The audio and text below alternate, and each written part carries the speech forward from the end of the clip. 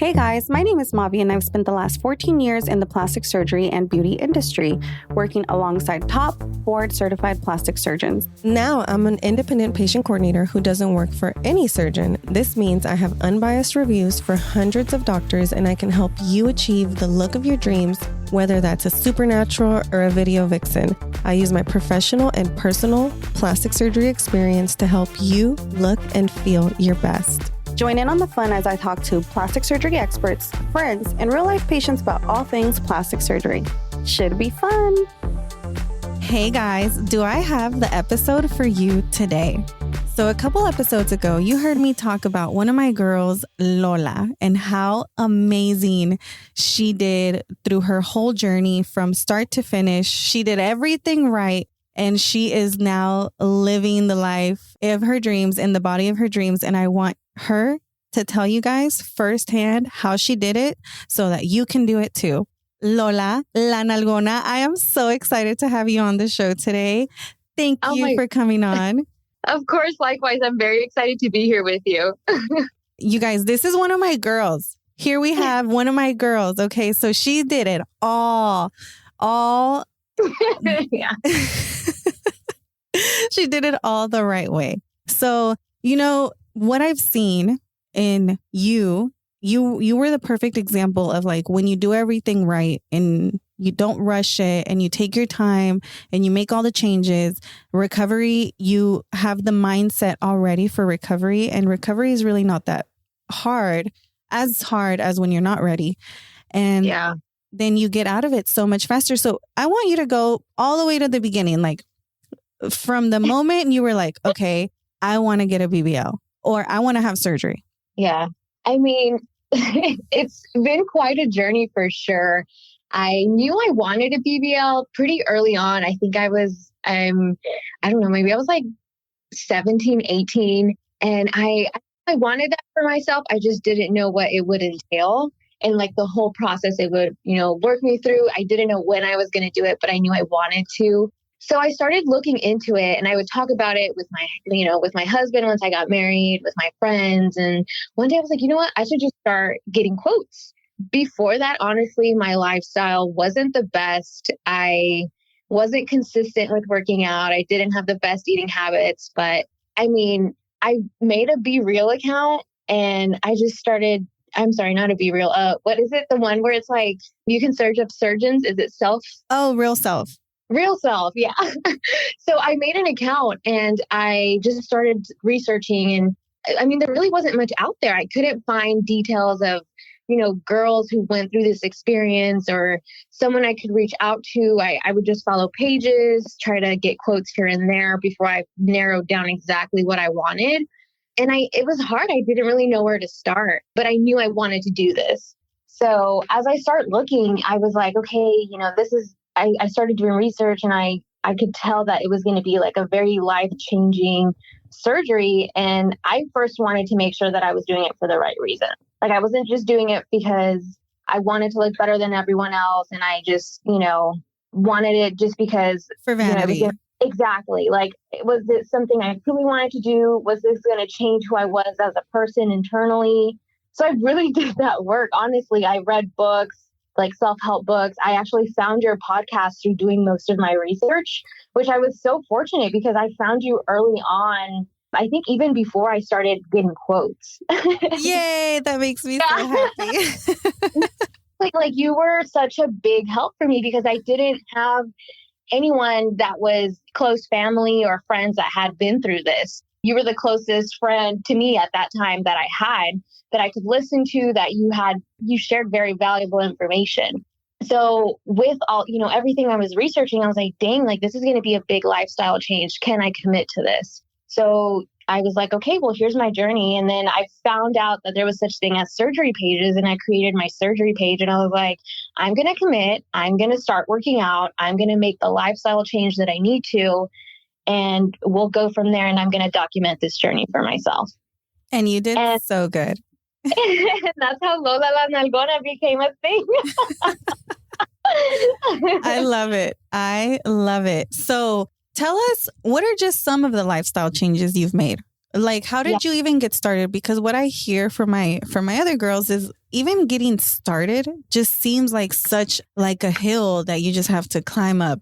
Yeah, for sure. So, well, the first thing I started doing was at least tracking was what I was eating. Prior to doing this, like years ago, I was actually vegan. I went cold turkey vegan. I was vegan for 5 years. And I knew that through that, I needed to figure out and make sure that I was getting the appropriate nutrients for my body. Right. So that entailed me having to go through and make sure that not only was I eating to at least eat healthy, but also that my body was getting what it needed. So obviously, like once I started researching, I wasn't vegan anymore. I was eating a little bit of everything, but I needed to cut back because I knew that if I wanted to do this, I needed to be able to maintain a certain weight. Right. So I started doing research and I was like, okay, well, I want to maintain. At that time, it was 160, which is actually still what I currently weigh. So I'm very proud because I've been able to maintain that weight that my surgeon recommended. Yay. And and it's hard work. I mean, I would say it never gets any easier. You just become more disciplined. You truly. just become more disciplined, and it's I want to say your excuses kind of go away. Because you're kind of like, well, I don't have an excuse because I did it yesterday and I did it the day before yesterday and I did it the day before that. So what's my excuse to not do it today? Exactly. And I think a lot of that had to do with all the self-work I did. I was journaling. I was, really meditating. And basically, whenever I finally put my deposit for my surgery, I had a year to prepare. And I told myself, I was like, this is my time to really hone in and narrow down what exactly I need to do to make sure that once I have surgery, my body's good to go, can go through this life-changing moment, and I can maintain this after. Because the problem before was I wasn't consistent and my diets were like yo-yo diets. I would crash diet and I was like, no, I'm going to cut out all the carbs, or I'm going to cut out all the sugar. Yes. And then after that, I was like, I'm starving, I'm tired. And then I would just go and binge eat. And it was just this constant up and down. And I didn't want to do that anymore.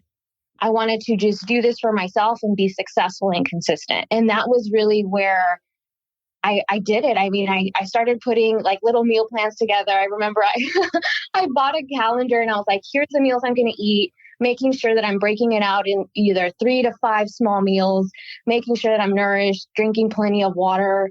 And I did it. I mean, I really did it. It took a lot of willpower, but I knew where I wanted to get to. And I knew that in order to be the best version of myself, I needed to commit fully. Oh my God, I'm so proud of you. I'm so proud of you. And I'm so happy because I hear it in your voice, and you're like, I'm so proud of myself. I'm sure you're like, I'm so proud of myself. I did that thing. Yeah. I mean, even now it's, I want to say I'm 5.5 months since my surgery, and just looking at the before and afters, I know we've talked about it in the DMs, but I'm just like, I cannot believe that was the old me, like how far I've come. It's just so life-changing. Life after a BBL really is just amazing. It is. It totally is. And let me tell you guys. So yesterday I had a meeting with a company that I might be collabing with. And how I got this meeting was because one of my girls is working for this company now. Well, my girl used to be a stay-at-home mom, and she knows, I'm sure she's going to hear this episode, and she knows I'm talking about her. So she used to be a stay-at-home mom. And when she found me, she was like going through her journey and finding her. We did through the whole process, finding the surgeon, all of it. And on the other side, she struggled a little bit more with recovery just because of like anxiety. She has an anxious personality. So you guys, if you have an anxious personality after surgery, it doesn't go away. You have to start calming yourself and calming your anxiety before surgery. That starts at the beginning of the process. Like when you're picking your surgeon, that's when we're thinking about your anxiety and how we're going to calm your anxiety. So, okay, for her, so she was anxious, and then she was kind of like, oh my God, I wish it had gone a little bit different.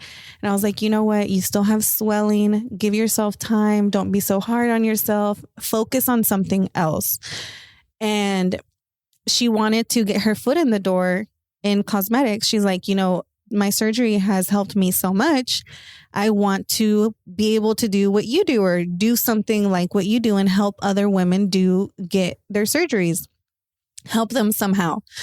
And I was like, well, you know what? You can go for it. If you want to do it, go for it. This is, you could try going through med spas. You can try going to a doctor's office, to a dermatologist. You can get your foot in the door somehow. And so I hadn't talked to her for like 6 or 7 months or so. And she came out of like a week ago, and she came out of nowhere and she was like, hey, I have this, at this meeting, I really want to talk to you about this project that I'm working on. And after we had this meeting, she's like, Mavi, I just want to tell you, thank you so much, because after my surgery, you told me, I can't wait to see what you get yourself into after your surgery, because I know you're going to go out there and you're going to go after it. Whatever it is that you want, you're going to go after it. And she was like, I just want to tell you thank you, because look, she's like, I'm living my dream now. I'm working, helping women just like you, doing something where I'm passing along the information that I learned and helping women, get their full potential and get to their best versions of themselves. And it just makes me so happy, because I hear it, over and over and over again. After surgery, like, your life changes. I can't pinpoint what it is exactly, but it's like your whole life changes.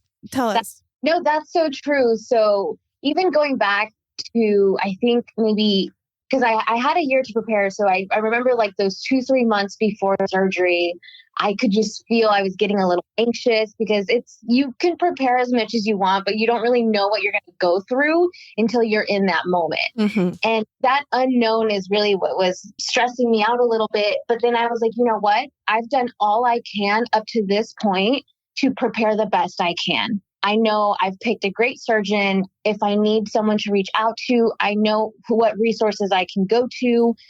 I've done all I can. And there's no point in me stressing about it, because I don't know if I'm going to get a seroma until I'm there. I don't know. I can figure out the possibilities, but I won't know if I'm going to be in that position until I'm in, after surgery. So I remember I was like, okay, I'm going to, get off social media, stop just researching, just relax at this point, try to help calm your own. So I remember I think I was like drinking like tea at night to help my nerves. And I was like, you know what? I know I'm making this decision for me. It's the best decision. Mm-hmm. I've done what so here I go. And I mean, truly, I think mindset is a big factor in that change. And going through recovery is not easy.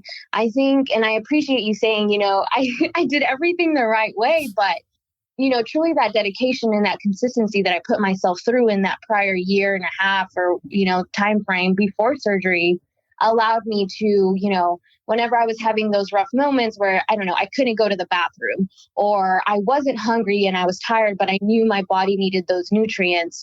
I was like, it's okay. Take it a day at a time. Do what you need to do. You can do this. Like, you really just click into that mindset. And I think that makes all the difference. So, once you get past those 3 months where it's like, you're in that tough part of recovery, you're like, wow, I did it. I can do this. And if I can do that, I can do anything. So I love that you shared that story about your friend, because at that point, it's like, I can do this. You really it changes in the sense of you start believing in yourself even more. Yes. Every go through. It's amazing. It's amazing. So I'm actually working on this course for the membership. So for my girls who join the membership, I'm going to have them go through this course and prepare them like all the way from the beginning, just how you did it, how we prepared you from before recovery. We're already preparing you for recovery, and it makes such a big difference. So after surgery, there's so much more than, okay, I wear my faja and I'm done after 12 weeks. Yeah.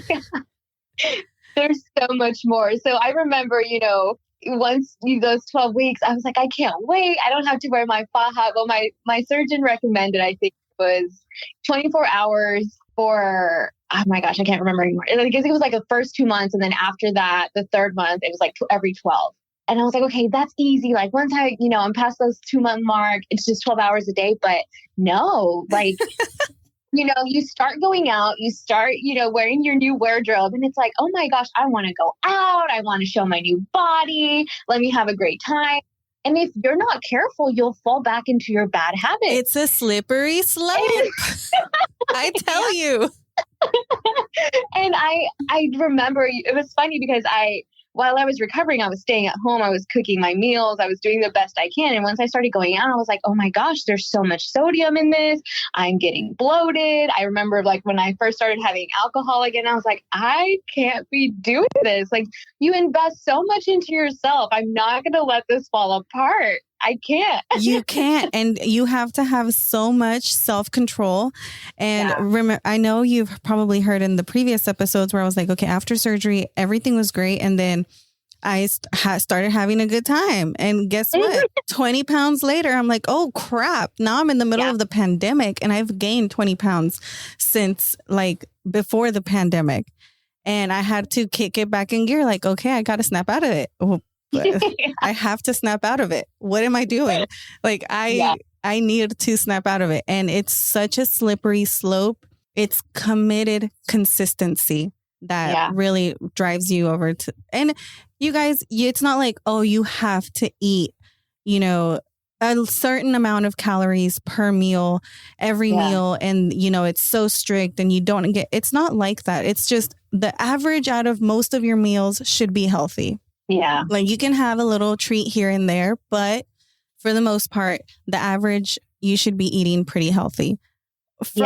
Just in general, like let's just even forget surgery. We need to be eating a lot healthier than how we eat. That's a whole different other topic. But, even though it's a different topic, it touches every aspect of our lives. For sure. I think once you start realizing and really putting more thought into what you're eating and focus more on nutrition than just like, oh, here's a meal and here's all, I'm hitting all my macros.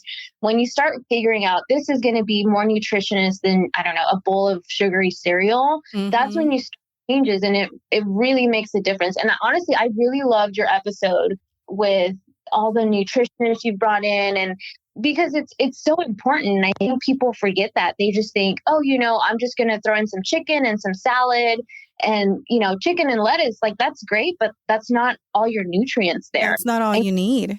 And as you're healing, your body's hungry. Like, I remember when I was recovering, I was like, I'm hungry all the time. What is going on? I think at that time, I was eating like 1,500 or 2,000 calories. And I was like, wow.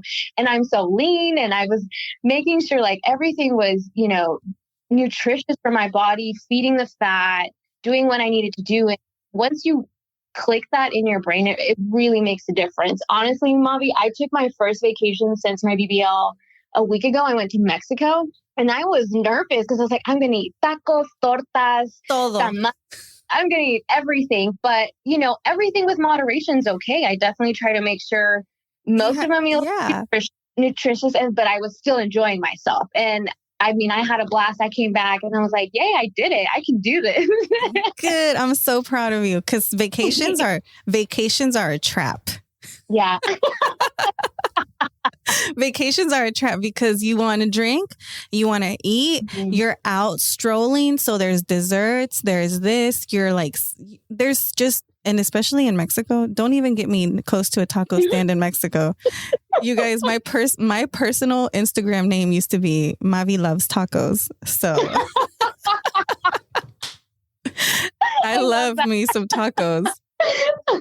But okay, so tell us a little bit about your surgeon, your journey with your surgeon.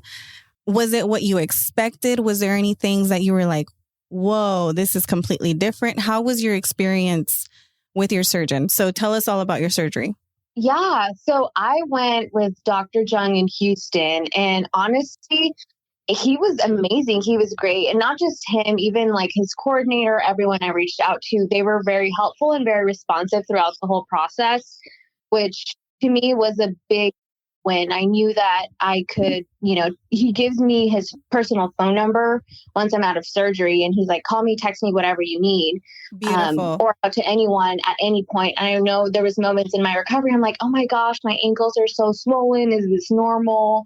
Like, what is going on? He's like, hey, it's normal, or any concerns I had, he easily eased them over. So from beginning to end, honestly, it's been great. If I need something, even now, I know I can text him and I'll get a response quickly. That's wonderful. Yeah. Well, I mean, honestly, I think also it's important to have realistic expectations. It's in this day and age, we look at Instagram and we think these people are perfect. We look at celebrities and I'm like, I want to look exactly like that, but it's not realistic. I think your foundation makes a big difference. Personally, my surgeon didn't want or doesn't like any wish pics. I had an idea of what I was aiming for, but I knew, look, I need to be the best version of myself. So in those initial consultations, when I sat down with him and he walked me through, here's where your foundation's at, here's what we can do, what are you looking for? I think in that research stage that then I knew and I had an idea of what I wanted. I was like, look, I want to be the best version of myself. Give me more booty, give me smaller, a smaller waist, but I definitely want to be the best version of myself I can be. Beautiful. And I think, it was great. He told me, here's what I can work with, here's what you have. And then after that, during my recovery, stay away from mirrors. Stay away from the mirror for at least the first 6 weeks. Yes. Your body's different every day. Every day it changes. It's amazing how your body just recovers. One day you might be swollen from one side more than another. And so I was like, you know what? I'm going to stop looking in the mirror, but I'm going to start measuring myself daily. And even the numbers, they mess with your mind. Because one day you're like, okay, I shouldn't be more swollen today than I was yesterday. What did I eat differently? But that's when you get really in tune with, okay, well, these foods make me swell more. These foods make me bloat more. And then you get really in tune. You guys, I've talked to y'all about how you get really in tune with your body when you're going through recovery and out of surgery and after. You get really in tune, okay, something I ate today made me more bloated than usual. What did I eat differently? And then you start, what I've done is in my phone, on my calendar, I like to take my weight in the morning and I'll put my weight, I'll type it into my calendar so I can look back at pictures and be like, hey, I look really good right there. How much did I weigh? I do that too. So I keep my weight on my calendar. And then I don't do it anymore. I used to before I had kids, I used to keep track of what I would eat and keep it in my calendar. And then I would watch my weight the next day and see okay, whatever I ate yesterday wasn't good because it made me gain half a pound or whatever. Something ridiculous like that. But you get so in tune. After surgery, once I had my surgeries, I was even more in tune because I already knew from before I had kids what made me bloated and what would make me gassy and all of that. So I already kind of knew that. Yeah, no, it's true. Even I remember when I first started, I guess having a little bit more of cheat meals or say I was hey, today I'm going to have a burger. You really feel it the next day. And by no means an expert or anything, but I do remember even now it's I'll have 1 or 2 drinks and I'll see it the next day where I'm a little bit swollen. My face is a little puffy, whatever it may be. My waist isn't as small as it was the day before, but it's okay. You just got to get back to where you just get back to normal. Okay, I know those 2 drinks did that to me. And before you realize it, so many times that it does it to you, this is what happened to me. Because I'd be like, why are my hands so swollen? My face is swollen. And it was because of alcohol I was drinking. And when I got to the point where I was like, man, my rings are tight on my hands. I can't, this is not right. It pushed me more to okay, if me drinking is causing these types of effects on me, this can't be good for me. Why am I even drinking at all? Exactly. No, I think also, to go back to your question, my surgeon was amazing, but he was only going to get me so far, right? So his process, from beginning to end, he it was amazing. The whole team was amazing. But if I wanted to maintain the results that I was going for, I had to put in the rest of that work. No matter, how many massages I went to, how many things I told my surgeon, I want this, I want that. If I want those results, it's on me. Exactly. So do you know how much fat he put into your each butt cheek? I have no idea. I didn't ask. What were your stats? Because my girls, I think they always ask these types of things. I don't wonder, but they want to know. Yeah. So I really don't know. Unfortunately, I actually didn't even measure myself prior to. So I'm 5'5". When I went into surgery, I was weighing 160. During the first 3 months with all like the clean eating, I dropped down to like 155. And I've been able to maintain, I actually wanted to build more muscle. So I'm back at 160 and I've been able to maintain it. My current measurements, my waist is a 28 and my butt is a 44. Hey. And then also, so they know, I got a BBL lipo 360. I also lipoed my arms and my chin, and I got J plasma. So how do you feel with the J plasma? How did you, what were your thoughts on it? How did you feel about it? Anything that you would want to have known before? Like if somebody who's going to have J plasma, tell them about it. Whenever I first got my quote, I didn't even say I wanted it. It was actually something he recommended. We talked about it. And based on the amount of all the weight gain and weight loss, he's like, let's just make sure that your skin's able to retract back and well. So he added that in. I did a little bit of research about it, and it was very interesting because there's mixed reviews on it. I trusted my surgeon. I think that's key. I feel like I asked the appropriate questions on it. And based on that, I'm glad I did it. I want to say it was okay quality skin. I don't have anything loose or saggy. My skin retracted well. I read a lot that there was itching. I would get really itchy while I was healing, or it just feels like whenever, your body parts fall asleep and it's this tingly feeling. And I'll still feel it sometimes, but it's not as strong. But overall, honestly, I'm glad I did it. I don't know what it would have been like without it, but I feel like I made a good choice. Good. So J plasma, it's a heat that they do at the same time as they're doing the liposuction, and it helps the skin retract. So if you want to give yourself a visual, if you imagine when you touch a hot fork to meat and how it makes the meat kind of shrivel up a little bit, shrinks it. Oh. It's the same idea, but on the inside. So they're kind of heating up the inside for it to retract. And there is a lot of mixed reviews because Dr. Calvin Jung is the exception to the rule, not the rule. There's a lot of doctors out there who do not do that much J plasma, although they offer it.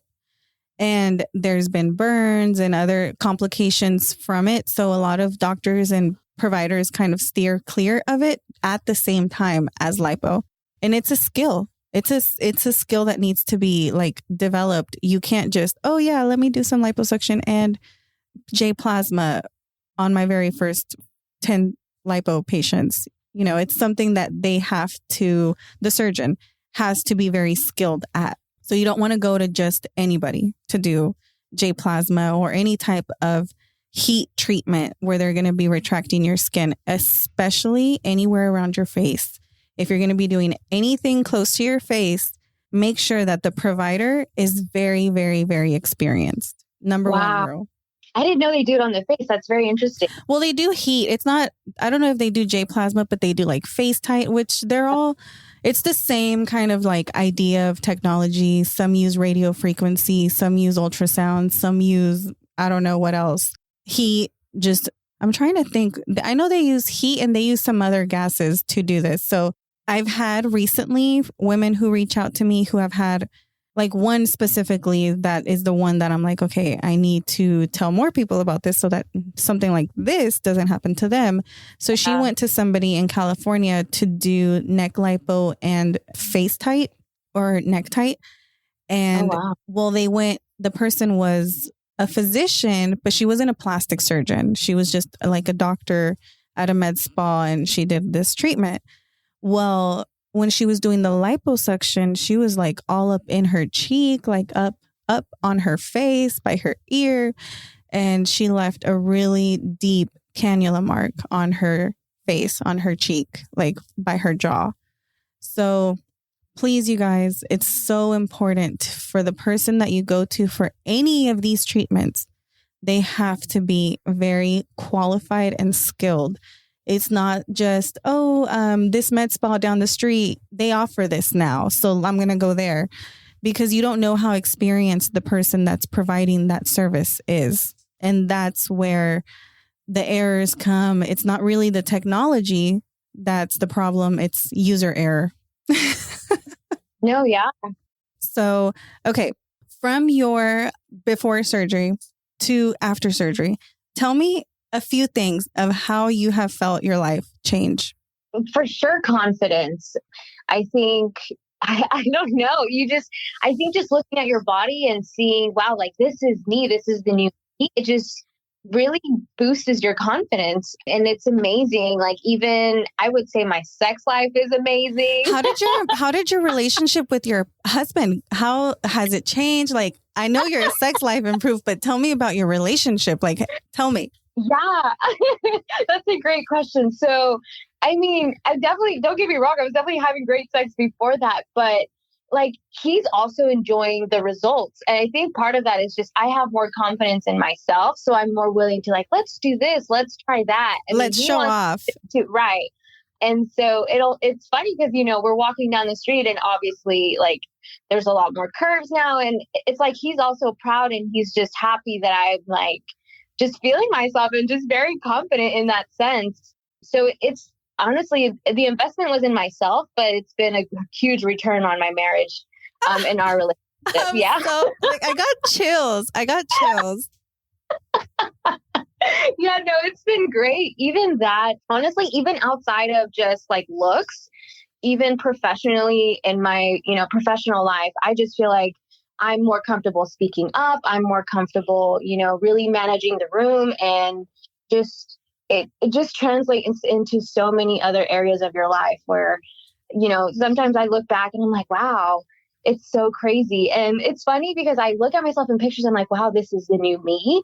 Because, it takes a little bit for your brain to be like, I'm not that chubby girl anymore. I don't know how to explain it, but it just makes you so proud of how far you've come as a person. And you stop at the mirror, you're like, wow, that's me? Yeah. I stop believe it. Every mirror now. You're like that Megan Thee Stallion song where she goes, I stop at every mirror to look at my own posterior. Yeah. Exactly. Yeah, no, honestly, your life really just changes. You open up more doors. You're more willing to try new things as a person, start new projects, because it's just like, truly, if I was able to go through this and see how far I've come, I'm willing to try anything else and bet on myself. You're giving me chills. This, you guys, is exactly like, this is possible for you. If you're listening to this episode and you're thinking about having surgery and we're kind of on the fence, or you're not sure if you can do it, like, this is an investment in you. Like, this is for you. And something that I've learned in my journey and helping other women through their journey is like, something has to click in you where you're like, okay, I'm doing it. I don't care what anybody else is going to say or think about it. Like, I'm doing it for me, and I'm going to go for it, go through with it. And sometimes I feel like the journey, you're like, oh, you feel doubtful if you don't have the appropriate support. You had good support at home. I knew when I knew your marriage was going to go amazing after surgery, because I can usually tell. So this is really interesting. I was talking about it with one of my girls the other day. I can usually tell when somebody I'm meeting, like if I'm going through their consultation process and I'm meeting them and I'm talking to them and they talk about their marriage or like their journey, I can tell if after surgery, they're going to end up probably not with their partner or get divorced or something's going to happen. There's signs. So for one is like if she's always by herself If she's always by herself and the husband never comes to any of her appointments, even her follow-ups. Oh, interesting. So if I see something like that, and I've seen it, I know because I've seen it so many times over and over and over again, where a husband is really unsupportive during the whole procedure, doesn't really help at all, makes things a little bit more complicated. And after surgery, before I know it, I'm seeing my patient back in the office for a post-op, and she's glowing and she's happy. Now she's getting divorced. Wow. She feels more, I can get it. I deserve better. Y'all have heard me talk about this. It's the same thing. And I can usually tell when a couple is going to have a great, after surgery, when the husband is super supportive and they're very attentive and the wife is doing all the work, after surgery, it just explodes. Everything just gets better. Yeah, no, that's actually a very good point. So I've definitely was very blessed enough that my husband, very involved throughout the whole process. Honestly, whenever I was doing my research and narrowing down who I wanted to go to, he was super supportive. And his only request was if you're going to do this, please don't go out of the country in case of an emergency. I want to be able to quickly access you and be right there. Yeah. And so as I started planning and we were figuring this out together, I was like, okay, at that time I was still living in Houston. And so I ended up going to Dr. Jung and, doing the full procedure. But he was there with me from recovery, literally holding my hand. When I couldn't go to the bathroom, he was there helping me. Oh, how sweet. He helped me with Baja on. He would cook meals for me. I mean, because you definitely need that help. You need that support system. And you bring up a valid point. So whenever the time was getting closer, I didn't tell everyone. I wasn't just going around and saying, hey, I'm having surgery, because I knew mentally I needed to make sure I was telling people I knew I could count on. So I was very selective with who I was telling. And then after that, if it came out, it came out. I know people, decide whether they want to share that they had surgery or not. To me, I like telling people because I think it's beautiful. It's part of my journey, and, resources are limited. So if I'm able to talk to someone who's considering it and not sure if they want to have surgery or not, I could be a help of resource to that person. So to me, it's I don't mind sharing my experience. That's beautiful. And I love that, because what I've learned is the more you talk about it and the more you realize, the more open you are, the more you realize more women really are wanting to do the same thing. They have thought about it. They just haven't known where to start. They don't know anybody who's had surgery. But I've had so many times consultations in front of me where they're like, nobody knows I'm here. I'm doing this completely. My husband doesn't know. None of my friends know. Nobody knows I'm here.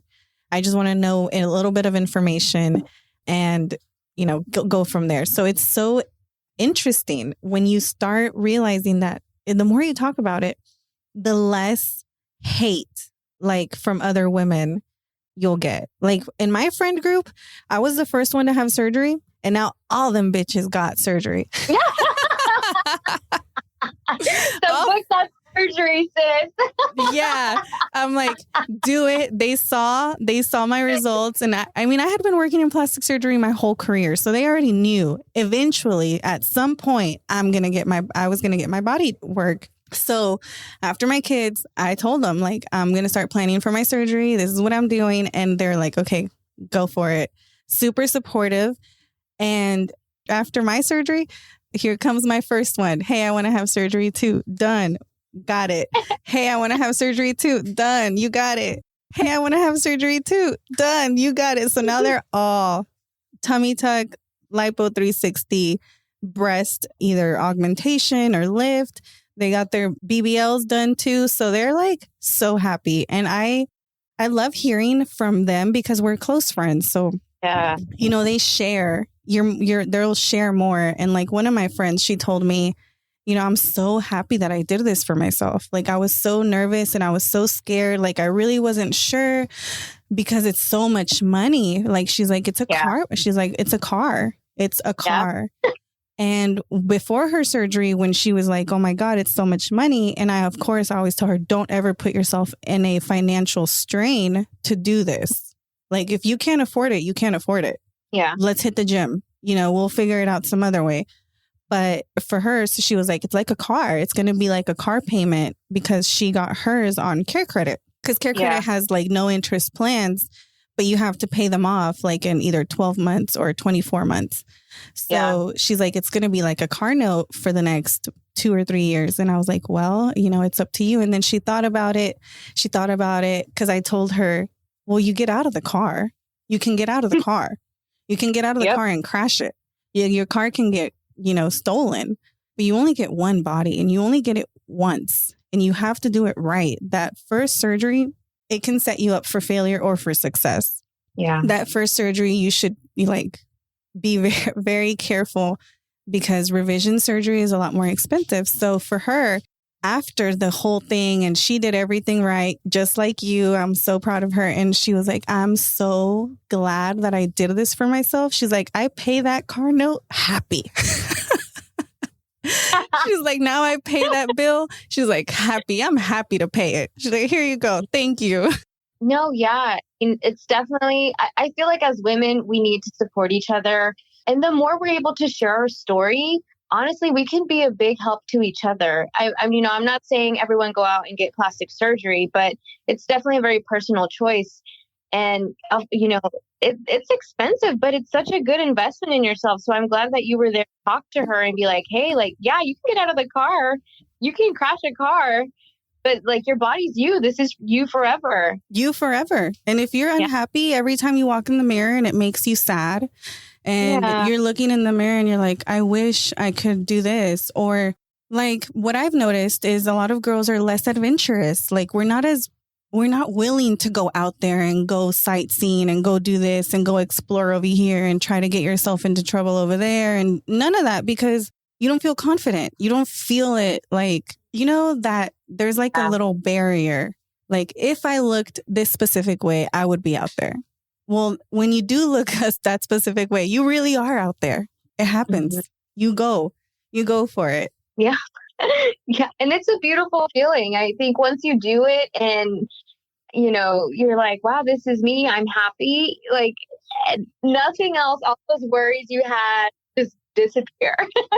Everything just disappears because you're like, man, I feel really good with myself. And tell us about your journaling. So I have tried to journal. I think too fast. I have to type. So I have to type out what I'm thinking. But journaling, you're actually putting pen on paper. How did journaling help you? What did you learn through your journaling? You definitely become more in tune with your feelings. So I'm the type of person that when I set myself a goal, I'm like, I'm going to get there. I don't know what it's going to take. And I tend to suppress my emotions. And so honestly, I'm glad I did it because going through surgery, you want to go through it, but it's so hard. You might be in pain. You might not be feeling at 100% that day. Every day is different and you don't know what you're going to expect the day you wake up. So going through that, I was able to pick up on mentally, maybe I'm not there 100%. I need to take it easy. I need to be grateful with myself and how far I've gotten up to this point. You just kind of start learning more about yourself in a different light because it's not just words. You're actually, and I would just journal 15, 30 minutes, 10 minutes if it was a busy day. And then just be here are my thoughts. Here's everything. Where am I at? Here's my progress. How am I feeling about this? And then you just start also making tweaks okay, here's where I am. Tomorrow will be better and it's okay. I love it. And so that made a big difference for me. Yeah. Because you are coaching yourself. You're coaching yourself through, which is so important because if you're coaching yourself positively, you will get there a lot faster than when you start coaching yourself or talking to yourself negatively. Why did I do this? I shouldn't have done it. If you go down that negative route, it brings you down. But if you go up that positive route, it's going to be better tomorrow. I'm doing better. I'm doing better today than I was yesterday. It's a progress. Every day is a little step to the finish line, closer to the finish line. So when you talk to yourself and you talk yourself up, it's a huge difference in your recovery because you don't feel so down and so Yes, for sure. And I mean, don't get me wrong. It definitely made a huge help and it made me feel better. I had my moments. I remember when I came back from Houston, when I was finally home and in my space, it was so hard because I was like, I just can't like get up in the morning and roll out of bed and then just start my day. Like, you need to understand you're in a recovery period and just enjoy it. Enjoy it in the best way you can. So, like, watch Netflix, read a book, even invite some friends over or Just- call friends. Yeah. Yeah. Entertain yourself. Yeah, it really, yeah. Part of me kind of misses it because you're in such a vulnerable state, but it's like you have all this me time. You have all this me time. So you guys, what Lola is talking about, I just had a conversation with one of my girls who's having surgery in Mexico with Dr. Marisol. And what she's telling me, she's like, I am getting so impatient. She's like, because like mentally I'm here perfectly. Like I can think everything that I need to think. I just can't get up and go. And Yes. that's the hard part, you guys. That's the hard part. Yes, it was so hard. And I was like, I can't wait to be like a month at least. And you just start counting down the days, but it's like, it's okay. Live in the present. So honestly, there was this one book I had that I absolutely loved that I read prior to surgery. And I feel like it was so helpful that it was basically like, it's okay. Thoughts come and go. You're in control. Don't let it phase you. Like, it's okay. You will be okay. Like, don't let certain things get to you because you will get antsy. And it's just part of the journey. You just have to embrace that. Like, this is where I'm at and it's okay. And it's okay. And tomorrow I'll be better. I tell you guys, let yourself sink into recovery. Just like, okay, allow it. Okay, I'm not going to be 100% by tomorrow or by the end of this week, no matter how hard I try. So let me just relax, take a deep breath, and just go with the flow because you're going to get there. Yeah. You stressing is not going to make the time go by faster. Yep. So it's like the time's going to go by slow anyway. So it's better to just sink into it. That's why I tell you guys to find something interesting to do. Like get yourself before surgery, get yourself something interesting that you're like, okay, when I have the downtime during my recovery, this is what I'm going to work on. Yep. It can be anything, whatever if you want to learn how to crochet, if you want to learn anything, you can do it because you literally have to sit down. Yeah.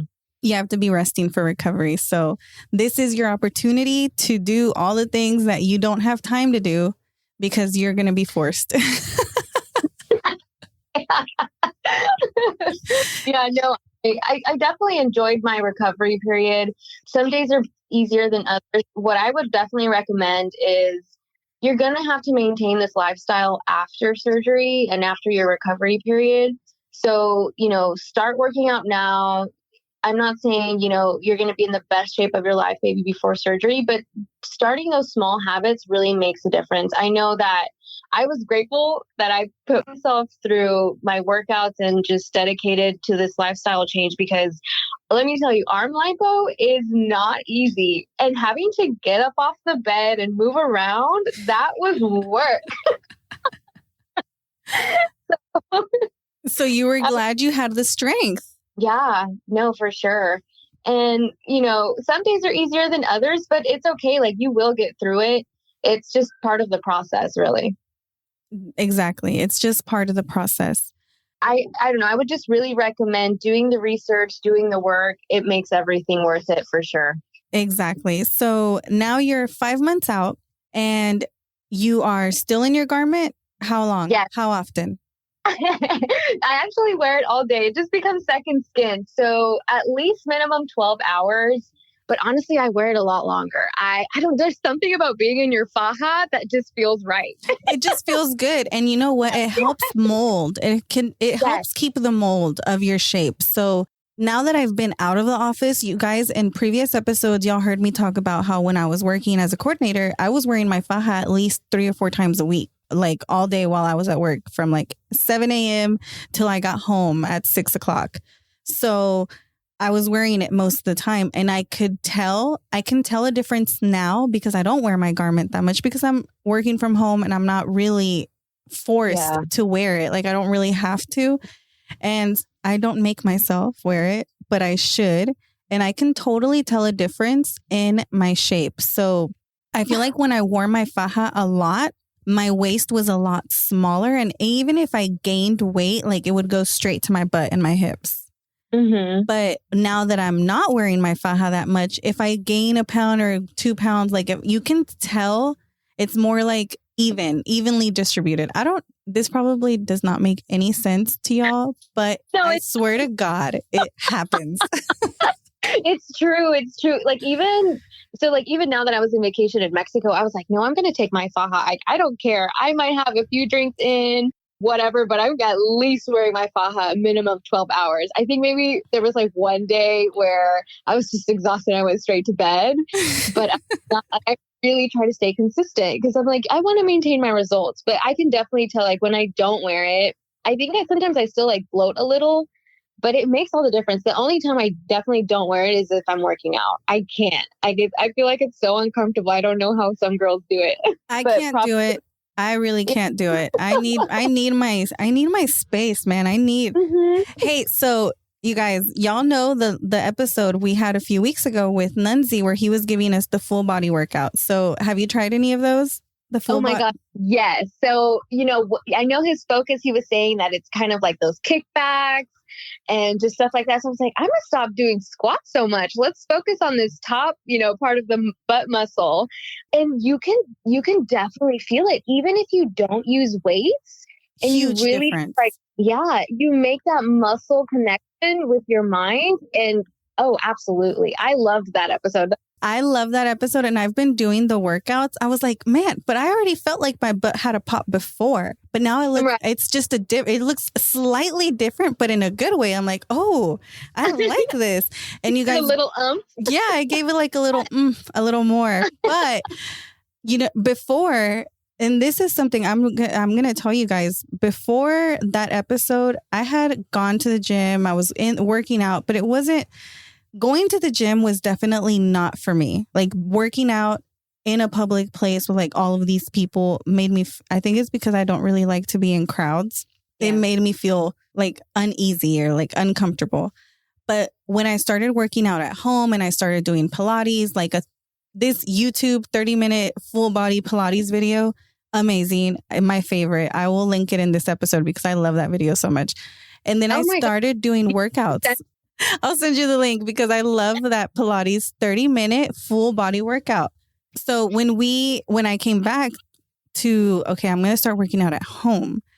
And I started doing the workouts that Nunzi was talking about. I was like, oh my God, this is so much easier than what I thought it was. Like working out is not as hard as I thought it was. Like I had this preconceived notion in my mind that working out had to be really hard. Like that it had like, I don't know how to explain it. There was this mental barrier that I had that working out was difficult, hard. I'm not going to like it. It's going to be hard for me. And working out by myself and like with a mirror, like in my own space, I'm like, oh my God, working out is not hard at all. Like, why did I think working out was so hard? I just I wasn't doing it in the right place for me. Yeah. I was trying to do it at the gym, which made me feel uncomfortable. So all of that to say that, you guys, if you think that working out is not for you because you're like, I don't have time to go to the gym. I don't have time to do this. I will hold a squat while I'm unloading the dishwasher. Yes. I'll hold it. And I'm like, this is so much easier because one, I'm by myself. Nobody's here watching me. And I can just work out whenever if I can during the day. And it's been so much easier for me. So I want you guys, if you're thinking about having surgery, even if it's in a year, even if it's in 2 years, if it's 6 months from now, I want you to start working out at least 3 to 4 times a week.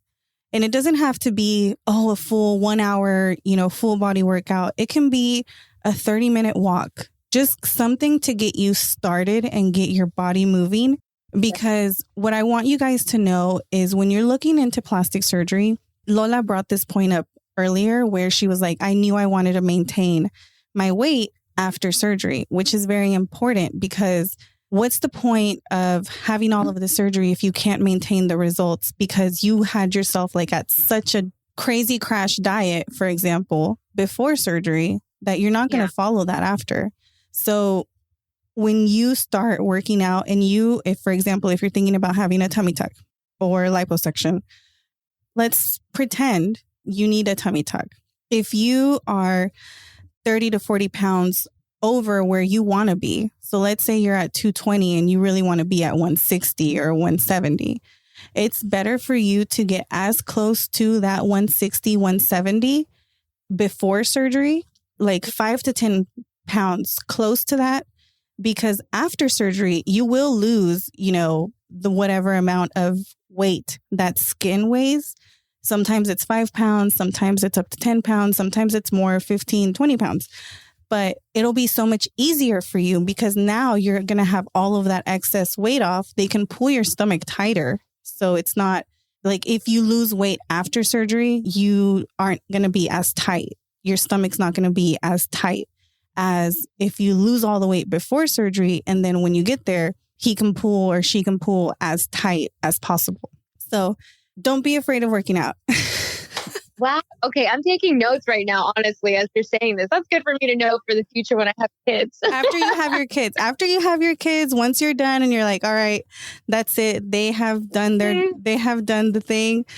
We'll talk to you about a mommy makeover. Oh yeah. But that'll be once you're done and your kids, you're like, that's it. No more. And usually moms start thinking about a mommy makeover when they're done with their kids, like around 1 year old, when the last baby is 1.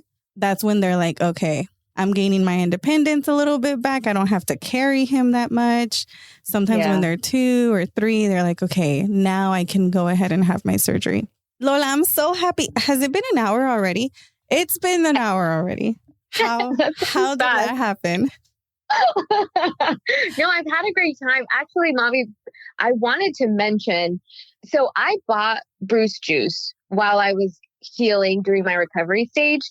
And whenever the masseuse, so I paid for my massages at the place where I was staying during my recovery.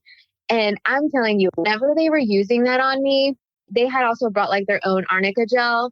And I was like, no, I want you to use this. And they were shocked at how quickly, first of all, it's so easy to massage with and absorb. Like it doesn't give you like that sticky, weird, like leftover residue, but how quickly my body just diminished the amount of bruising I had and how quickly it was just dissolving. The ladies who were coming to give me my massages were shocked. I'm so happy to hear that. Shocked. Yeah. I always talk to you guys about Bruce Juice. I'm like, you guys know my girls love it. And here we go. One of my girls, you loved it. And your massage therapist loved it. Oh, yes. She's like, what is this? This is amazing. I was like, oh my gosh. And I sent her your link and I was like, you need to use this on your clients because it's just amazing. Like, it was so shocking. I actually still use like the lip version. Yeah. You gave. Oh my gosh. I love it. It's so hydrating. It's perfect. You know what? I love the lip one because I like to wear matte lipstick. And my lips have to be like soft and nourished or else they'll crack. The matte looks all cracked. So when I know I'm going to be wearing my lipstick for like the whole day before, I'm like, okay, I better make sure my lips are nice and moisturized so I can wear my lipstick tomorrow and it doesn't look bad. And my Bruce Juice, I love it because it's so hydrating on the lips. Yes. And this isn't sponsored or anything. Like I highly recommend. Awesome. I'm excited. So I'm so happy that I got to hear like actual feedback on an episode. I didn't even ask you for it. You gave it to me and I needed it. Thank you so much. Pleasure. Buy Bruce Juice 100%. No. You guys, and don't forget I have my promo code BruceJuice30. So if you order your Bruce Juice, use the code BruceJuice30 and you get a discount. For the holidays, I am including my little lip ice packs in all of my purchases. So go order it right now because that's how y'all support the show. So let me tell y'all, let me use this opportunity to tell you guys because y'all heard my last episode with Kylie where we were talking about how sometimes it's lonely, doing what her and I are doing because we're not associated with any specific practices and we're kind of keeping ourselves away from being locked into any practices, right? So it's kind of lonely out here. So this is how you guys can support the show because in July, I had my first negative review on the podcast and it made me so sad because I was like, I try so hard. And the review was something like no new episodes coming fast enough. Like, it's getting boring. Always talking about the same stuff. And I'm like, yeah, I'm talking about plastic surgery. It's a plastic surgery podcast, right? That's what I'm supposed to be talking about. But anyway, so it all to tell you guys that sometimes it feels like we're doing all of this. Me and Kylie, that we're putting out all of this effort and it doesn't go, like, people don't take it. Like, for example, I had this incident with a girl who reached out to me and she wanted to have surgery. She wanted me to help her with her process. So I talked to her for a long time, very late on an evening. And then the next day, I forgot to call her back. And I had talked to her about, she has some issues. And I told her, you know what, I'm going to bring experts on to talk about these things because these are things we need to talk about. I stood her up. I didn't return her phone call. And she went and hated on me all over the internet. And it made me feel so terribly bad because somebody in a Facebook group was like, oh, you know, does anybody know any good podcast for the journey? And somebody was like, oh, you know, I listen to Big Butts No Lies podcast. And she replied like, no, I hate that show. She's a liar. And it hurt my feelings so much. Like, I cried because y'all know I'm sensitive. And for one, I'm a big baby. And for two, I was like, man, like, I really try so hard for my girls to do what I can. And to be hated on like that, it really hurt my feelings. And I was so close. I'm like, man, like, I'm about to give up on this whole thing. Like, what? Oh. It really hurt my feelings. And one of my girls, I love y'all so much. I love y'all. One of my girls sent me a text message and she was like, hey, I saw it. Don't worry. Like, you're doing so good for us. And it made me feel so good.